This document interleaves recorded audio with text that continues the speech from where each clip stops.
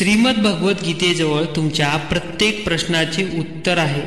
तुमची कोणतीही अडचण असो वा इच्छा असो, श्रीमद भगवद्गीता तुमच्या प्रत्येक प्रश्नाचे उत्तर देईल यात तीळ मात्र शंका नाही। तुमच्या मनाची समस्या असो किंवा धनाची, तुमच्या शरीराची असो की नातेवाईकांची, या सर्वांचे उत्तर म्हणजेच श्रीमद भगवद्गीताच होय। मित्रांनो, आज आपण याच भगवद्गीतेमधील अनमोल विचार पाहणार आहोत, जे की आपले जीवन सुखी आणि आनंददायी बनविण्यासाठी खूप फायदेशीर ठरतील। तुम्हाला एवढेच करायचे आहे की या व्हिडिओला शेवटपर्यंत पाहायचं व ऐकायचं आहे, व्हिडिओ मध्येच सोडून द्यायचा नाही। जर तुम्ही व्हिडिओ पूर्ण पाहिला आणि त्यातून तुम्हाला काहीच शिकायला मिळाले नाही, तुमचे जीवनातील प्रश्न सुटणार नाहीत असे जर तुम्हाला थोडेसेही वाटले, तर तुम्ही व्हिडिओला लाईक करू नका व चॅनलला सबस्क्राईब सुद्धा करू नका। परंतु जर व्हिडिओला पाहून ऐकून तुम्हाला तुमच्या जीवनातील सर्व प्रश्नांचे उत्तर भगवद्गीतेमध्येच लपलेले आहेत असे जर वाटले, तर नक्की आम्हाला कमेंटद्वारे कळवा। मित्रांनो, मला माहीत आहे की या व्हिडिओमध्ये तुम्हाला तुमच्या अनेक प्रश्नांची उत्तरे मिळतीलच, तसेच राहिलेल्या प्रश्नांची उत्तरे सुद्धा मी तुम्हाला पुढच्या येणाऱ्या व्हिडिओमध्ये सांगणार आहे। तर चला, कसलाही वेळ न घालवता आपण आजच्या आपल्या व्हिडिओला सुरुवात करूया। गीतेचा पहिला उपदेश आहे की जो तुमच्यापेक्षा वडीलधारी आहे, तुमच्या नात्यातला आहे, त्यांच्याकडून तुमचा अपमान होत असेल तर तो तुम्ही कधीच सहन करू नका। हा उपदेश आपल्या जीवनाशी संबंधित उपदेश आहे। आपण आपल्याला होणारा त्रास हेच विचार करून सहन करतो की त्याला मी कसे प्रत्युत्तर देऊ, तो तर माझ्या नात्यातला आहे, तो माझ्यापेक्षा वयाने मोठा आहे, मी जर त्यांना काही बोललो तर त्यांच्याशी असणारा माझा नातेसंबंध संपुष्टात येईल। खरंच विचार केला तर सांगा की ज्या व्यक्तीपासून तुम्हाला त्रास होत आहे, तो व्यक्ती तुमच्या जवळचा, प्रेमाचा कसा राहू शकतो? आपला जवळचा तो व्यक्ती असतो जो आपल्याला दुःखापासून दूर ठेवत असतो। गीतेचा हाच उपदेश आहे की कोणालाही आपण आपला फायदा घेऊ द्यायचा नाही, कारण जेवढा त्रास तुम्ही सहन करता तेवढा त्रास सर्वजण तुम्हाला देतीलच, तुम्हाला सहन करण्यास भाग पाडतीलच। गीतेचा पहिला अध्याय अर्जुन निषाद योग आणि दुसरा अध्याय साख्य योग आहे। या अध्यायाच्या सुरुवातीलाच अर्जुनाने भगवान श्रीकृष्णासमोर आपले दुःख सांगितले की मी कौरवासोबत कसे युद्ध करू? हे सर्वजण तर माझे नातेवाईकच आहेत। भीष्म पितामह आणि गुरु द्रोणाचार्य यांच्यासोबत मी कसे युद्ध करू? हे दोघे तर माझ्यासाठी पूजनीय आहेत। हे करण्यापेक्षा मी भिक्षा मागून मिळालेले अन्न खाऊन जीवन जगलेले बरे होईल।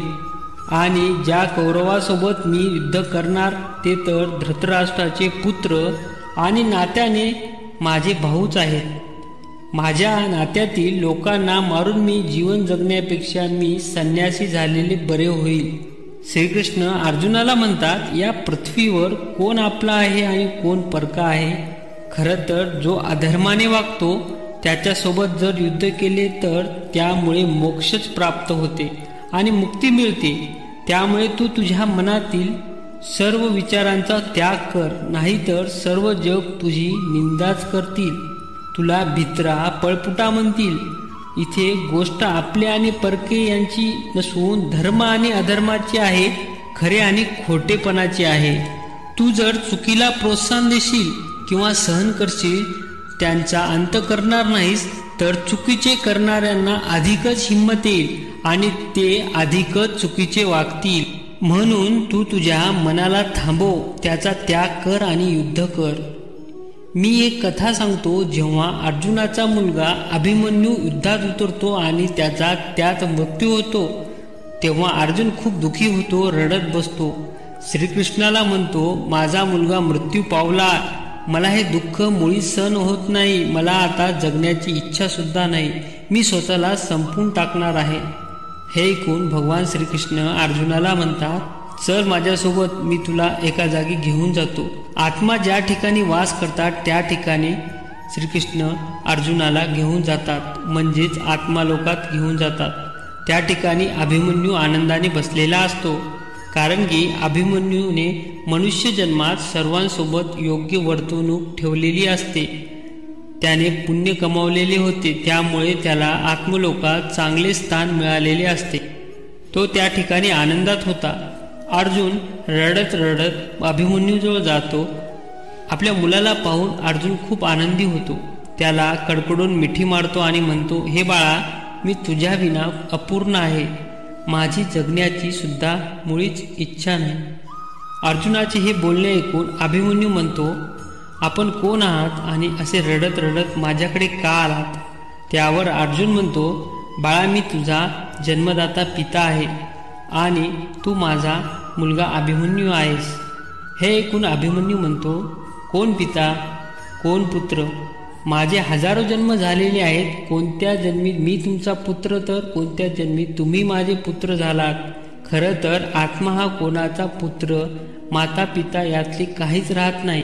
हे पाहून अर्जुनाला वाटते, माझा मुलगा मला ओळखत नाही. मी तर त्याच्या मोहापायी प्रेमासाठी स्वतःचा जीव संपवण्यास तयार झालो होतो. या परिस्थितीला पाहून अर्जुनाचा पुत्राबद्दलचा मोह कमी होतो. म्हणूनच आपण सर्वांनी गीतेच्या या उपदेशाला चांगले समजून घेतले पाहिजे की इथे कोणी कोणाचा आपले परके यातले काही नाही. जो वाईट समयी अडचणीच्या वेळी आपली सोबत करतो तोच खरा आपला आहे, बाकी सर्व परके आहेत. गीतेचा दुसरा उपदेश असा आहे की मृत्यूला घाबरणे हे मूर्खपणाचे लक्षण आहे. श्रीकृष्ण म्हणतात की हा संसार म्हणजे मृत्यूलोक आहे. ज्याचाही जन्म झाला त्याचा एक ना एक दिवस मृत्यू होणे अटळ आहे. ज्याची सुरुवात झाली त्याचा शेवटही होणार हे नक्की आहे. यामध्ये सामान्य माणूस काहीच बदल करू शकणार नाही. जसे आपण दररोज नवीन कपडे परिधान करतो तसेच आपली आत्मा एका शरीरातून निघून दुसरे शरीर धारण करते. मृत्यू होणे म्हणजेच एका नवीन जीवनाची एक प्रकारे नव्याने सुरुवात होणेच होय. या जीवनाचा अंत कधीच होत नाही, चक्र सुरूच राहते. आत्मा कधीच मरत नसून तिला कोणीही मारू शकत नाही. परंतु मनुष्याला मृत्यूचे भय सर्वात जास्त वाटते.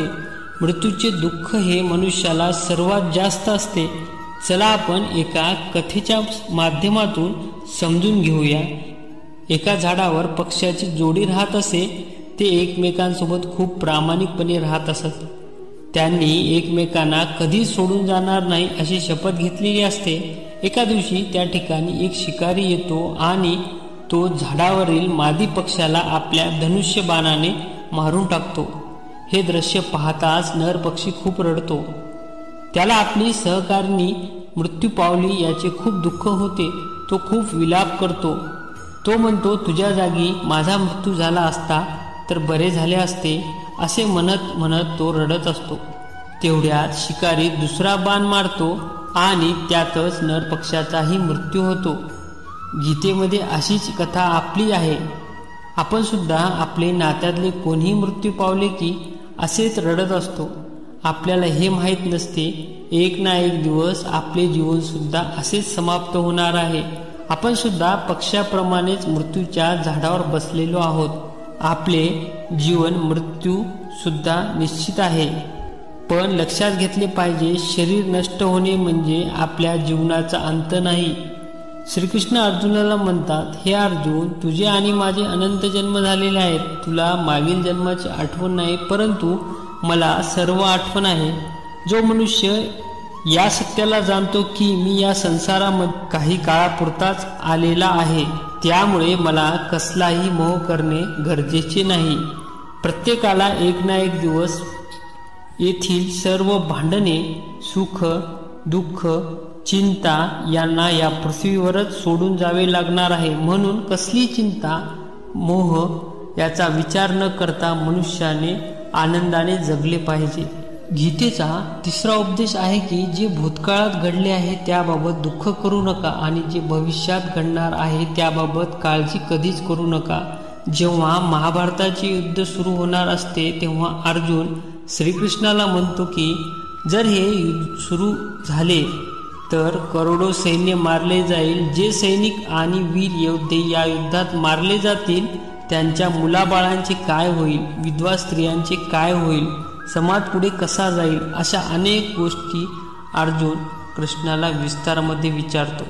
यावर श्रीकृष्ण म्हणतात, हे अर्जुन, तू विद्वान ज्ञानी महापुरुषाप्रमाणे बोलत आहेस, पण तुला माहीत आहे का, जो खरंच विद्वान ज्ञानी आहे तो कधीच मृत्यू पावलेल्या लोकांचा, भूतकाळात घडलेल्या घटनांचा विचार तसेच चिंता करत नाही, दुःख तर मुळीच करत नाही.